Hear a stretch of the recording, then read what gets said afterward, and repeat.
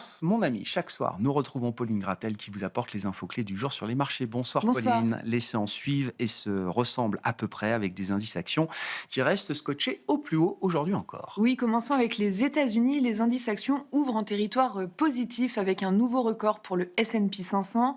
En Europe, le Stoxx 600 et l'Eurostoxx 50 évoluent en hausse. En France, le CAC 40 a clôturé hier avec sa pire séance depuis fin août. Aujourd'hui, l'indice parisien évolue à l'équilibre autour de 8000 points, soutenu par le luxe. Oui, le luxe qui fait son comeback. Les valeurs du luxe affichent un tir groupé à la hausse aujourd'hui à Paris. Oui, Kering et LVMH sont en tête du CAC 40 et Kering bondit même de 6% au cours de la séance. Ces valeurs bénéficient d'un relèvement de recommandation de Morgan Stanley. En revanche, la banque d'investissement a abaissé sa recommandation sur Hermès. Le titre est à l'équilibre. Petit point d'étape sur les développements politiques en France et Sébastien Lecornu qui mène donc en ce moment d'ultimes négociations. Oui, on le disait hier, son gouvernement n'aura duré que 14 heures, mais l'ex-premier ministre a accepté une dernière mission d'Emmanuel Macron, celle de mener d'ultimes négociations d'ici demain. En cas d'échec, le président prendra ses responsabilités. La démission de Sébastien Lecornu impacte également la présentation d'un budget avant le 13 octobre. L'agenda macro est relativement léger. Aujourd'hui encore, toujours pas de publication du rapport mensuel sur l'emploi aux États-Unis à venir pour cause de shutdown. On notera quand même que la Banque mondiale a relevé aujourd'hui ses prévisions de croissance pour la Chine. Oui, la croissance du PIB est relevée pour cette année de 4 à 4,8%.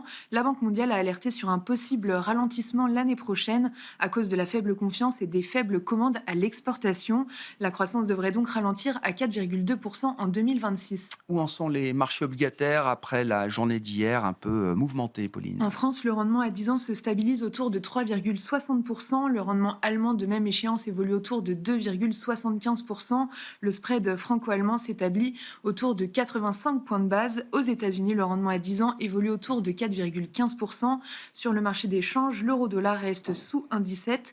Et enfin, l'or dépasse les 4000 dollars l'once. Oui, le Bitcoin, lui aussi, est toujours au plus haut du côté des valeurs. On retiendra l'envolée du titre Trilogy Metals Oui, le aujourd'hui. titre s'est envolé après bourse hier soir de 200% et ouvre en hausse encore aujourd'hui de 200%. Le gouvernement de Donald Trump va investir plus de 35 millions de dollars dans Trilogy Metals pour soutenir l'exploration minière en Alaska. Cela fera de l'État américain un actionnaire de l'entreprise à hauteur de 10%. En France, le titre Valneva cède du terrain. Aujourd'hui, une baisse de l'ordre de 7%. Oui, on l'avait évoqué la semaine dernière, les autorités sanitaires américaines avaient décidé de suspendre son vaccin contre le chikungunya. Cela va avoir un impact considérable sur le chiffre d'affaires de Valneva.